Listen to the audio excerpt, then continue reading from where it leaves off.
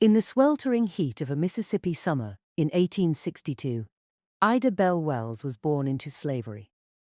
Her father, James Wells, was the product of an enslaved woman named Peggy and her owner, Spires Bowling. Though James was born a slave, he was most likely given preferential treatment due to being the son of the slave owner. Ida's mother, Elizabeth, was owned for domestic labor at the Bowling Gatewood House. One of 10 children born on a plantation in Virginia, Lizzie and the rest of her siblings were taken from their mother at young ages and sold into slavery across the South. 6 months after Ida was born, President Abraham Lincoln issued the Emancipation Proclamation, setting Ida and her family on a path of hard-fought freedom. Though slavery had ended, the shadow of racism still loomed. Ida's parents, both fiercely determined and politically active, instilled in her a love for education and justice. The family remained on the land where Ida was born, but her father was now paid for the work he did there. 4 years after emancipation, Ida's father was finally given the opportunity to vote, and he suddenly found himself at odds with his employer. Refusing to vote in the way he was told, James moved his family, bought some tools, and started a carpentry business of his own. Later, he helped to found Shaw University, now Rust College, where Ida enrolled and was educated as a young girl. After gaining their freedom, the first thing many formerly enslaved people did was go looking for their families, as so many of them had been so cruelly torn away from their parents, children, and siblings. Sadly, despite searching for them as best she could, Ida's mother never saw her family again. Being determined to educate herself, Lizzie attended school, along with her children, until she learned to read. Later, she helped to support the family as a well-known cook. Together, Ida's parents were able to carve out quite a comfortable life for themselves and their 8 children. Tragedy struck in September of 1878, when her parents and one of her siblings died in a yellow fever epidemic.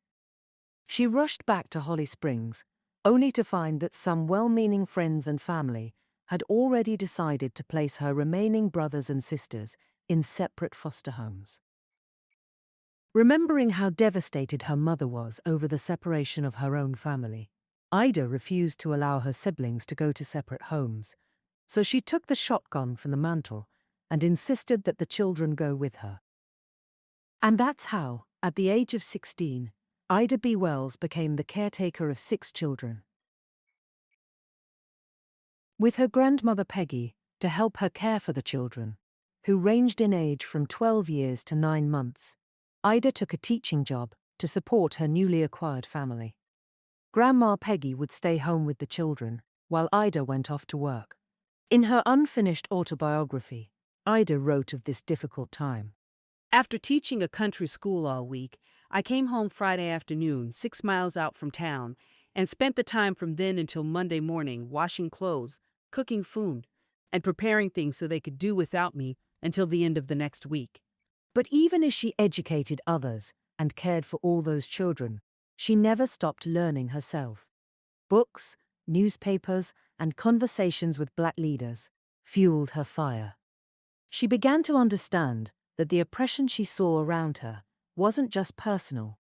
It was part of a larger system of injustice. As hard as she was working, Ida still struggled to make ends meet. So, when her aunt invited the family to come live with her in Memphis, they boarded the train and went to live in the big city. Ida loved the city and tried to procure a teaching job there, but eventually settled on a position at a smaller school in Woodstock, Tennessee. Only a short train ride from Memphis. In 1884, while heading to her job in Woodstock, Ida chose a seat in the first-class ladies' rail car, the same one she had boarded many times before. Ida was a petite lady, just under 5 feet tall. This morning, she was dressed in a corset, wearing white gloves, and carrying a parasol. Though she had paid for a first-class ticket, the conductor ordered her to move to the smoking car, a lower-class car where men could be heard cursing. Not a place for a lady. She refused to move. When the conductor grabbed her arm to drag her out, Ida sunk her teeth into the man's hand. She put up such a fight that it took 3 men to remove her, but she was ultimately thrown off the train. Worried about how she was treated, she sued the Chesapeake and Ohio Railroad and won. The local court awarded her $500, about $16,400 today. But that ruling didn't stand. The Tennessee Supreme Court later overturned the ruling, stating that she was, in fact, not a lady, as she had caused such a raucous. Not only did she not get her $500, but she was forced to pay court costs. It was a painful lesson in how deeply racism was embedded in the law. But the experience only deepened Ida's resolve to change it. Ida did finally get a teaching job in Memphis, and while she was there, she started a women's club in the city. At the close of each meeting, they would read from a local paper called the Evening Star. She was delighted when she was asked to begin writing for it, and ultimately found that writing fulfilled her in a way that teaching never had. Using the pen name Iola, she began writing for newspapers, channeling her indignation into sharp, passionate editorials on controversial subjects such as race, educational inequities, and injustice. Her words struck nerves and gained attention. So contentious were her articles that she soon found herself ousted from her teaching job, and she began writing full-time. Soon, she bought a share of the Free Speech and Headlight, a black newspaper in Memphis, and became its editor. Her voice was becoming a force to be reckoned with. The defining moment of Ida's life came in 1892, when her close friend, Thomas Moss, was kidnapped and murdered by an angry mob of power-hungry white men. She writes about it in her autobiography. One day, some colored and white boys quarreled over a game of marbles, and the colored boys got the better of the fight which followed. The father of the white boys whipped the victorious colored boy, whose father and friends pitched in to avenge the grown white man's flogging of a colored boy. The colored men won the fight, whereupon the white father and grocery keeper swore out a warrant for the arrest of the colored victors. Of course, the colored grocery keepers had been drawn into the dispute, but the case was dismissed with nominal fines. Then the challenge was issued that the vanquished whites were coming on Saturday night to clean out the People's Grocery Company. Knowing this, the owners of the company consulted a lawyer and were told that as they were outside the city limits and beyond police protection, they would be justified in protecting themselves if attacked. Accordingly, the grocery company armed several men and stationed them in the rear of the store on that fatal Saturday night, not to attack, but to repel a threatened attack. In Saturday night was the time when men of both races congregated in their respective groceries. About 10 o'clock that night, when Thomas was posting his books for the week, and Calvin McDowell and his clerk were waiting on customers preparatory to closing, shots rang out in the back room of the store. The men stationed there had seen several white men stealing through the rear door and fired on them without a moment's pause. 3 of these men were wounded, and others fled and gave the alarm. Though they only acted in self-defense, Calvin McDowell, Henry Stewart, and Ida's friend Tommy were taken into custody for injuring the white men. Fear of retribution was high, as it was thought that at least one of the white men was mortally wounded, so the jail was guarded night and day. By the 3rd night, it seemed as though the white men would survive their injuries, so the colored men who had been guarding the jail decided not to stand guard for a 3rd night. While they slept, a body of picked men was admitted to the jail, which was a modern Bastille. This mob took out of their cells Thomas Moss, Calvin McDowell, and Henry Stewart, the 3 officials of the People's Grocery Company. They were loaded on a switch engine of the railroad which ran back of the jail, carried a mile north of the city limits, and horribly shot to death. One of the morning papers held back its edition in order to supply its readers with the details of that lynching. Ida was devastated and enraged. She knew these murders were not about justice, they were about power and fear.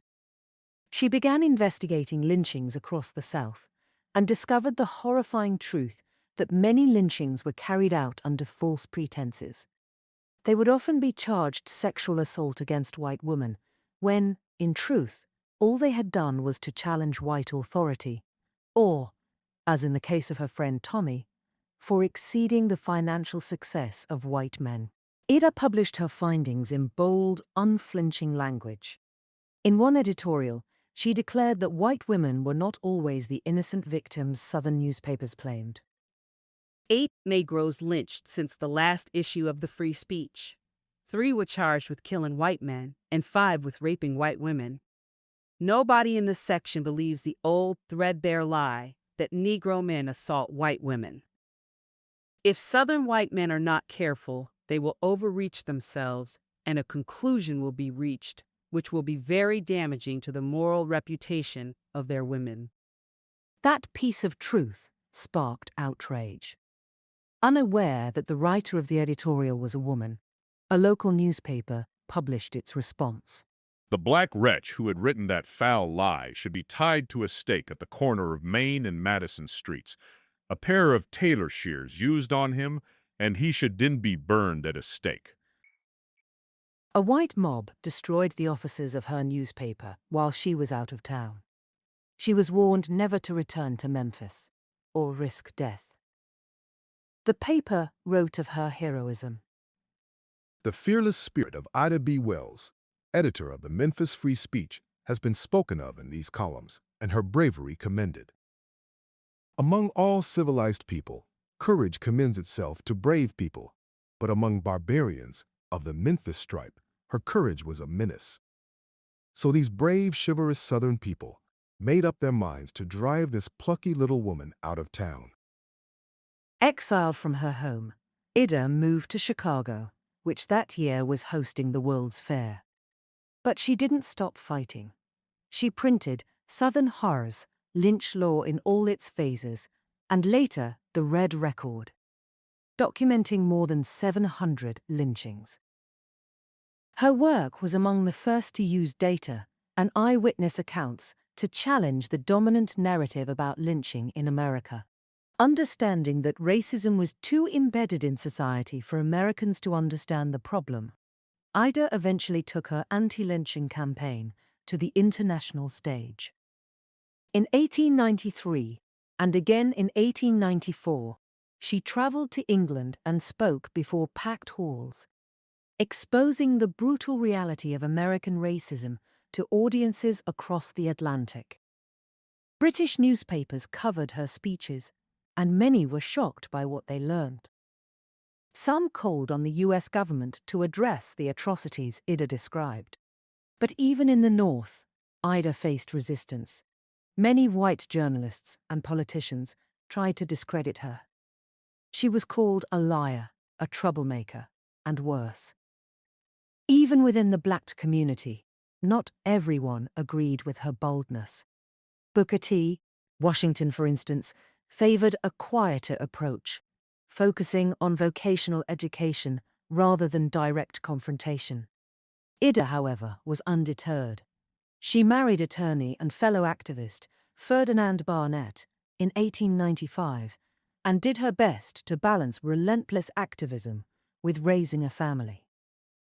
Having always been busy at some work of my own, I decided to continue work as a journalist, for this was my first, and might be said, my only love.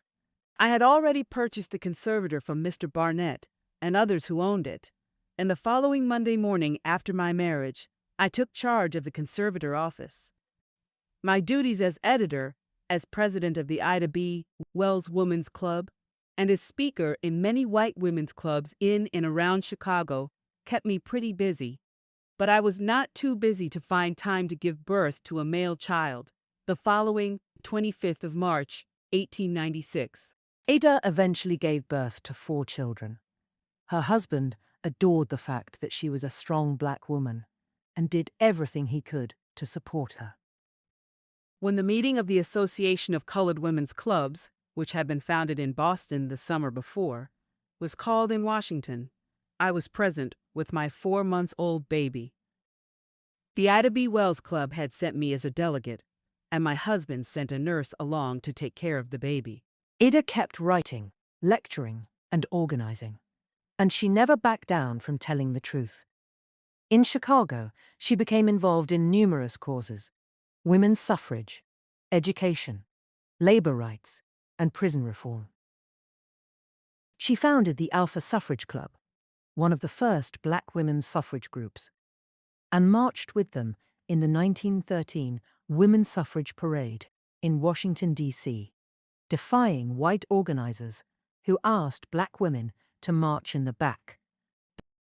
By the early 20th century, Ida B. Wells had become one of the most influential black women in America. She helped co-found the NAACP and served an integral part in developing anti-lynching legislation. Throughout her life, she remained unflinching in the face of injustice. She risked her safety, her reputation, and her livelihood to speak the truth about racism, sexism, and violence. Though many tried to silence her, she refused to be quiet. Ida died in 1931, at the age of 68. For decades, her work was underappreciated, her boldness perhaps too much for her time. But the seeds she planted bloomed long after her death. Today, she is recognized as a pioneering journalist, a fearless anti-lynching crusader, and one of the mothers of modern civil rights. In 2020, nearly a century after her passing, Ida B. Wells was posthumously awarded a Pulitzer Prize for her reporting. Streets and schools have been named in her honor, and her legacy continues to inspire activists, journalists, and truth-tellers. Ida once wrote, "The way to right wrongs is to turn the light of truth upon them." and that is exactly what she did. With her pen, her courage, and her unyielding will, she lit a fire that still burns today. Thank you for watching. If you enjoyed this video, please like and subscribe to this channel, where we will be choosing new stories to share each week.